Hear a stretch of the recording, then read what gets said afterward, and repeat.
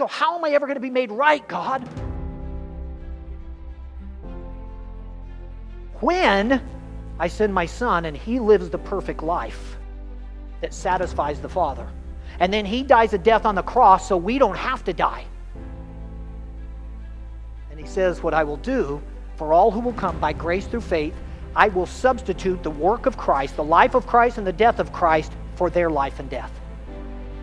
So God did everything to make us acceptable to Him. God satisfied Himself through His Son so that we could be in right standing with Him. This is not about being good. This is not about me quitting smoking, quitting drinking, quitting dancing, quitting all this stuff, and then being good and going to church and trying hard, and at the end, hopefully saying, God, didn't I do good? And He says, no, you're a sinner. What God did was He did it all.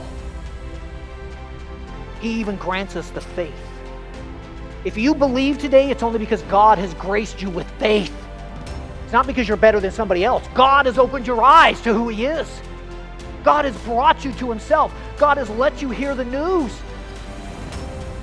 God draws you to it. God has done it all to make your salvation, your reunion with the living God, your eternal inheritance in heaven be possible.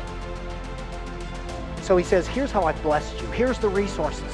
Here's what I've done for you. And you know how we should respond? With a thankful heart of praise. We can't even imagine how great it's going to be. We panic about the day, but think of tomorrow. As soon as our heart stops, we will be with God in heaven forevermore.